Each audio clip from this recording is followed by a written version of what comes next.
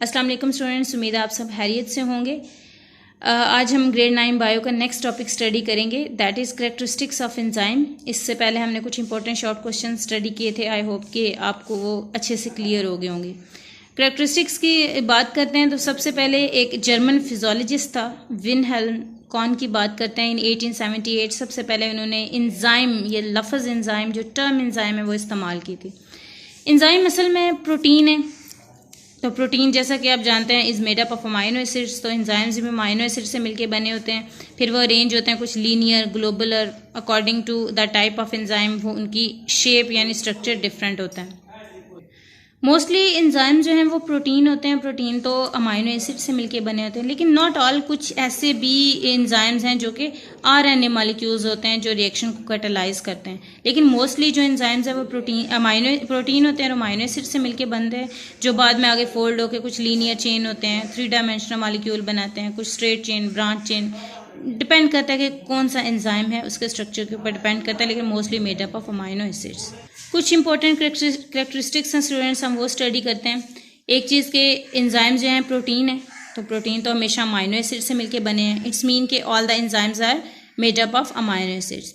Second property is that के ये जो एंजाइम्स हैं वो क्या करते हैं, केमिकल रिएक्शन को स्पीड अप कर देते हैं, उनको इनका रेट यानी उनकी स्पीड को बहुत ज़्यादा बढ़ा देते हैं। अगर हम देखें तो मोस्टली एंजाइम कैटालाइज्ड जो रिएक्शन होते हैं वो मिलियन टाइम फास्टर होते हैं as compare to uncatalysed reaction, यानी जिनमें हम एंजाइम इस्तेमाल नहीं करते। उनके मुकाबले में ऐसे रिएक्शन जिसमें एंजाइम्स इस्तेमाल हो रहे हैं उनकी स्पीड मिलियन टाइम्स ज़्यादा होती है। वो क्यों होती है? क्योंकि एंजाइम जो हैं वो हेल्प करते हैं और रिएक्शन को स्पीड अप कर देते हैं, लेकिन बदले में एंजाइम के ऊपर कोई असर नहीं होता। वो at the end of reaction हमारे पास दोबारा हासिल हो जाते हैं, यानी वो सिर्फ हेल्प कर रहे होते हैं, खुद उसमें यूज़ नहीं होते। थर्ड प्रॉपर्टी है that is nature. Enzymes actually अगर नेचर बाय नेचर हम देखें तो enzymes are specific in nature.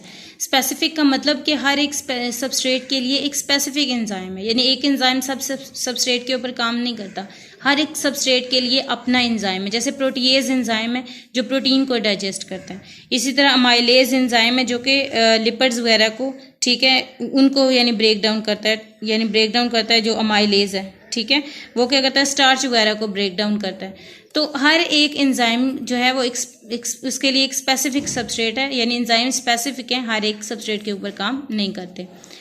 Next उनकी साइट की अगर बात करते हैं तो पूरा का पूरा एंजाइम्स जो होता है वो डायरेक्टली इन्वॉल्व नहीं होता कैटालिसिस में।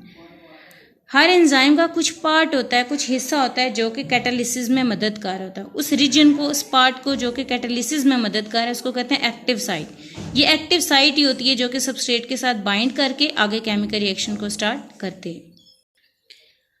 एंजाइम्स जो हैं उनकी कंसंट्रेशन को हम ज़रूरत के मुताबिक जो है रिएक्शन के अंदर कम भी कर सकते हैं और ज़्यादा भी कर सकते हैं, यानी एंजाइम की प्रोडक्शन को कंट्रोल किया जा सकता है, बढ़ाया भी जा सकता है और कम भी, on the basis of a need कि हमें कितनी ज़रूरत है।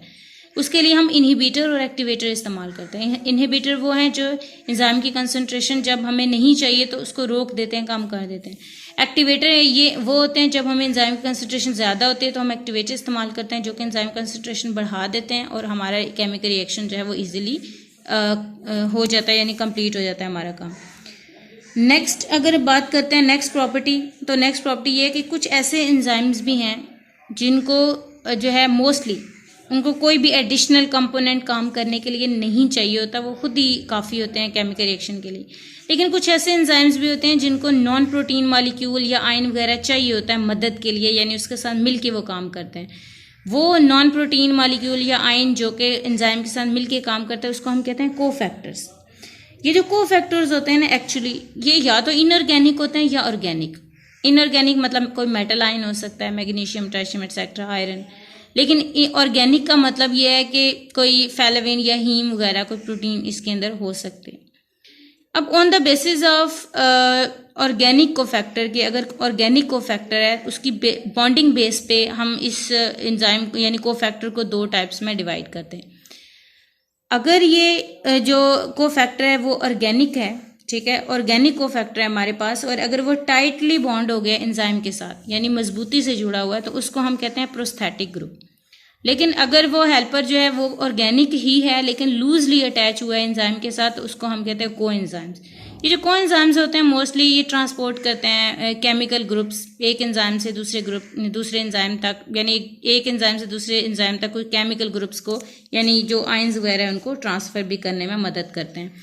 जैसे राइबोफ्लाविन, थायमीन, फॉलिक एसिड, ये सारे जो हैं ये कोएंजाइम्स हैं। नेक्स्ट प्रॉपर्टी है मेटाबॉलिक पाथवे। अब इसमें क्या है कि बहुत से जो एंजाइम्स हैं, काफ़ी एंजाइम ऐसे हैं जो कि इकट्ठे काम करते हैं एक स्पेसिफिक ऑर्डर के अंदर, और वो ऑर्डर इस तरह काम करते हैं स्पेसिफिक ऑर्डर में कि एक मेटाबॉलिक पाथवे बनाते हैं। यानी मेटाबॉलिक पाथवे में क्या होता है कि एक एंजाइम जो है किसी सबस्ट्रेट पे एक्ट करता है और प्रोडक्ट बनाता है। प्रोडक्ट जब बन जाता है तो वो प्रोडक्ट किसी दूसरे एंजाइम के लिए खुद सबस्ट्रेट का काम करता है और फिर उसको दोबारा नए प्रोडक्ट में कन्वर्ट करता है। यानी एक चेन रिएक्शन है कि सबस्ट्रेट के ऊपर एंजाइम काम करेगा, प्रोडक्ट में कन्वर्ट होगा, फिर वो प्रोडक्ट किसी दूसरे एंजाइम के लिए एज अ सबस्ट्रेट काम करेगा, फिर वो प्रोडक्ट में जाएगा, फिर वो प्रोडक्ट किसी तीसरे एंजाइम के लिए सबस्ट्रेट का काम करेगा। इसका मतलब एक चेन में रिएक्शन जो चलता रहता है उसको कहते हैं मेटाबॉलिक पाथवे। ये थी characteristics of enzyme students, most important long question है। इसके बाद हम मूव करते हैं यूजेस ऑफ एंजाइम। ये शॉर्ट क्वेश्चन है कि एंजाइम कहाँ कहाँ इस्तेमाल होते हैं, कुछ इंपॉर्टेंट यूजेस हम डिस्कस करते हैं। फूड इंडस्ट्री की अगर बात करें तो एंजाइम मोस्टली क्या करते हैं, ब्रेक करते हैं स्टार्च को सिंपल शुगर के अंदर, और वो सिंपल शुगर हम वाइट ब्रेड बन्स वगैरह के अंदर इस्तेमाल करते हैं इन बेकरी आइटम्स में। ब्रेविंग इंडस्ट्री में भी एंजाइम बहुत ज़्यादा इस्तेमाल हो रहे हैं जो कि प्रोटीन और स्टार्च को ब्रेक डाउन करते हैं। जब वो उनको ब्रेक डाउन करते हैं तो सिंपल शुगर्स के अंदर कन्वर्ट करते हैं। वो सिंपल शुगर्स जो होती हैं वो यीस्ट वगैरह इस्तेमाल करते हैं एज अ फूड। और यीस्ट आपको पता है स्टूडेंट्स फर्मेंटेशन प्रोसेस के अंदर इस्तेमाल होती है। फर्मेंटेशन वो प्रोसेस होता है जिसमें ग्लूकोज जो है वो इसकी कंप्लीट ऑक्सीडेशन नहीं होती और वो अल्कोहल के अंदर कन्वर्ट हो जाता है। तो इसमें हम ब्रेविंग इंडस्ट्री यानी ड्रिंक्स वगैरह यहाँ पे बनते हैं, बियर, अल्कोहल वगैरह, ये सारे जो हैं बाय मीन ऑफ फर्मेंटेशन बनता है। फर्मेंटेशन यीस्ट की मदद से होती है और यीस्ट को फूड जो चाहिए होती है वो प्रोटीन और स्टार्च से मिलती है और उनको प्रोटीन और स्टार्च को सादा प्रोडक्ट में कन्वर्ट करते हैं एंजाइम्स। तो ब्रेविंग इंडस्ट्री में एंजाइम भी इस्तेमाल होते हैं।